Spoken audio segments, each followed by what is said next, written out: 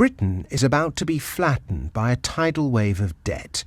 It doesn't matter if you vote Conservative, Liberal, Labour, UKIP, or for no party at all. The facts are the facts. Let's take a look at some numbers. 2.5 years ago, when the coalition government formed, we were already in a huge amount of debt. In fact, the previous government had left the country sinking under £700 billion worth. The coalition has spent the last 2.5 years desperately and very publicly trying to get our finances in order. We've had an austerity budget. We've had tax hikes. We've had the cuts. But for all that, our national debt is still growing at an incredible rate.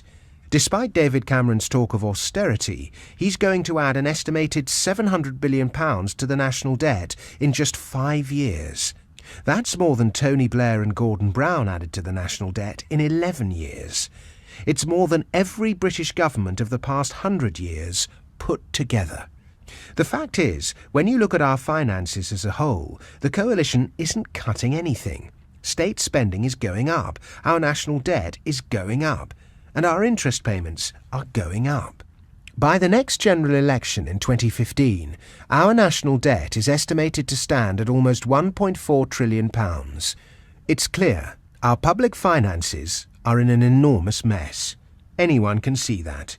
And to some extent, some politicians will admit it.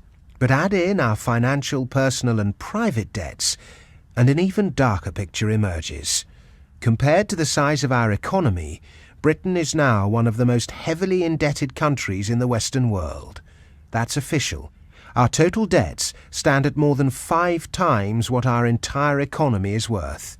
Proportionately, that's more debt than Italy, Portugal, Spain, and almost twice as much debt as Greece. Those are 4 countries already in the throes of financial crisis. We're the odd one out because we haven't collapsed. Yet. But things can't stay that way for long. You see, the only countries that have more debt than us are Japan, where the economy has stagnated for 20 years and the stock market has crashed by 75%, and Ireland, where the housing market has crashed 50% and the government has been forced to accept a bailout. In fact, our debts tower above almost every other nation's. Here are the figures that prove it. That's absolutely incredible, isn't it?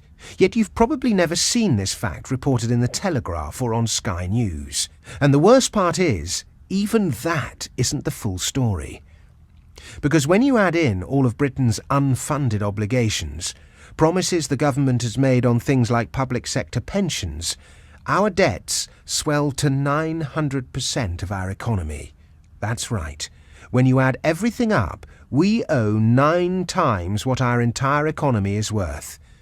Our political leaders still like to see Britain as a world power. But let's not delude ourselves. It's clear to see we're totally broke. It doesn't matter which set of figures you use or which way you look at Britain's debts. We're merely talking about different shades of disaster here. A country can either pay back its debts or it can't, and it's very clear to us that Britain can't. But how did we get here? After all, we were once the richest and most powerful nation on earth. What happened to all of our money?